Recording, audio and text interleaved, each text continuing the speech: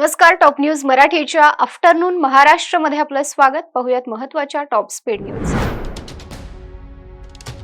संजीवराजे निंबाळकरांच्या घरी आयकर विभागाची छापेमारी. सातारा आणि पुण्यातील घरी छापेमारी सुरू. संजीवराजे रामराजे नाईक निंबाळकरांचे चुलत बंधू.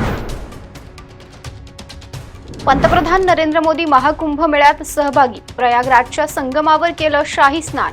मोदींसोबत योगी आदित्यनाथ देखील उपस्थित. राहुल सोलापूरकरांच्या पुण्यातील घराबाहेर पोलिसांचा बंदोबस्त. 5 पोलीस पिंजरा व्हॅनसह तैनात. सोलापूरकरांच्या छत्रपती शिवाजी महाराज यांच्यावरील वादग्रस्त विधानानंतर संतापाची लाट.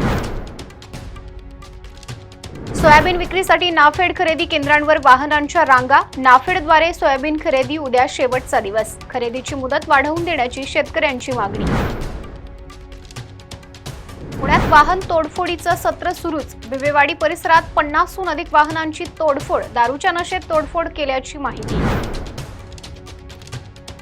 छत्रपती संभाजीनगरात 2 कोटींसाठी मुलाचं अपहरण. खंडणीसाठी बिल्डरच्या 7 वर्षीय मुलाला उचललं. 15 मिनिटांतच बिल्डरशी संपर्क साधून खंडणीची मागणी. दिल्ली विधानसभा निवडणुकीसाठी आज मतदान सुरू. भाजप, आप आणि काँग्रेस यांच्यात तिरंगी सामना. दिल्ली निवडणुकीत 699 उमेदवार रिंगणार, तर 1 कोटींहून अधिक मतदार बजावणार आज मतदानाचा हक्क. राज ठाकरे यांचा 7 फेब्रुवारीला पंढरपूर दौरा. पंढरपुरात मनसे सहकार सेनेच्या पदाधिकाऱ्यांचं शिबिर होणार. राज ठाकरे पदाधिकाऱ्यांना या शिबिरामध्ये संबोधित करणार आणि मार्गदर्शन देखील करणार. धुळ्यात जन्मदात्याने 2 मुलांना तापी नदीत फेकून दिलं. पत्नीशी वाद झाल्यानं पोटच्या मुलांचा जीव घेतला. ग्रामस्थांनी मृतदेह बाहेर काढून ग्रामीण रुग्णालयामध्ये दाखल केले.